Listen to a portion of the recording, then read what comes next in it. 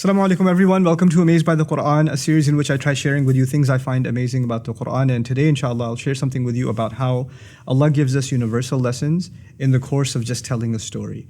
I happen to believe, and I think that is a universal belief for Muslims, that everything in the Quran is of timeless value. And when Allah is telling us even the account of something that happened long ago, every detail He mentions is actually very selective. In other words, there's lots of things that happen in a story, especially in a historical account, and you can't have enough, there's no such thing as too many details, But Allah is very selective in telling a story, and He only tells us bits that are the most relevant for our guidance, right? So Allah will skip lots and lots of details about the life of Ibrahim and tell us the parts that are the most essential for our permanent guidance. Similarly, the story of Moussa alayhi salam, so much repeated in the Quran, and yet He only highlights a few things that are of key value. So one thing that really struck out to me, and I've been thinking about it for some time, is when Moussa alayhi salam, when Moses had fled and he was in Madian, and he helped these two girls, get water for their animals, and then they left, and their father asked, "How did you get water so early?" And he sent one of them back. And Allah actually, of all these details, like you would imagine, Allah would highlight details about like Judgment Day or the battle between the Pharaoh and Moses, or like when he was able to come back and challenge, or how he escaped, like big details.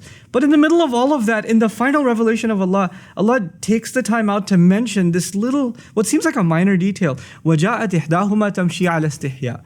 One of them came all the way, walking. Now there's two ways to translate this. She came walking shyly, like in a shy way. And she came walking over to him despite being shy. There's two ways of ala istihya, ala raghmi min istihya'iha. There's two ways of looking at it, okay? And I was fascinated that Allah would actually go out of His way in His final revelation to humanity until the Day of Judgment to highlight the way a woman walked. Like, what benefit could that have? Why is that important? And I realized that Allah Azza wa Jal, He highlights things in His book that are so pertinent to human guidance. The way a female walks is a powerful thing. It has an impact in society. As a matter of fact, the female has a presence that has been talked about across cultures. Across cultures, just her presence has a power, has an awe. It inspires something. At the very least, it catches the attention of the male, but there's more to it than that. There's actually a psychological, even a spiritual effect when there's the presence of a woman and when she's walking by. This is something societies were so aware of that in many cultures, the elite women of a society were actually kept hidden away. They were kept, like in Korean society, old Korean society, for example, they wouldn't go out until the nighttime, the elite women. That has nothing to do with Islam. It's just they were aware of the power of the presence of women. And so Allah Azza wa Jal describes, and He's highlighting to women and to men, the effect that the role of a woman in public can have. And yet at the same time, Islam is not saying keep women indoors because they have too much of an effect. They have too much of an impact. Guys know, the ones that are watching this video, they're sitting in an auditorium classroom and a girl walks into the class, right? She doesn't have to be the most beautiful thing you've ever seen, but so long as she's a female, you're gonna be like, everybody in the room is gonna at least for a second look and then, okay, yeah. It has an effect. A guy walks in, that's what happens. So now Allah is highlighting a couple of things. One of the most beautiful things that's being highlighted here is despite her shyness. In other words, she has to engage in society. She has to go out. And yes, there will be people that stare. And sometimes if you have a vulgar society, people comment and whistle and make passes at them, or worse. There are societies where even harassing women on the street has become common. Sometimes verbally and sometimes even physically, it's become common. But yet she has to engage in that society. So she has to find a way of engaging in it that she can protect herself and yet at the same time be a participant in society. The second thing that's really beautiful here is she walked shyly. In other words, she walked guarding her modesty.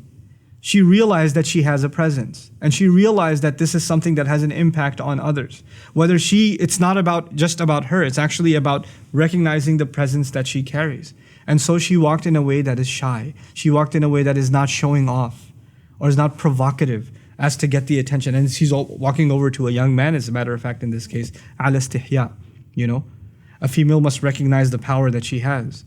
And so even the way in which a woman walks is highlighted in such a subtle, beautiful way, And it's not like this girl was shy. It's not. She walked over by herself to this strange man and said, Inna abi yad'uka liyajziyaka ajra ma saqayta lana. My dad's calling you, okay? He wants to pay you for the services you provided. And if she was all that shy and scared, she would have called her sister and at least two of them would have come. But she came by herself. And her dad was confident enough in her to send her by herself. So there's this amazing balance between confidence and engagement, even when you're on your own, and at the same time holding on to your modesty. All of it captured in just the way that she walked. It's incredible. Barakallahu li wa lakum. Assalamu alaikum wa rahmatullahi wa barakatuh. Assalamu alaikum wa rahmatullah. If you enjoyed this video, please do share it with friends and family. If you want to see more videos from this series, click on the box at the top. If you want to see other videos, click on the box at the bottom. And don't forget to hit the subscribe button. Thanks.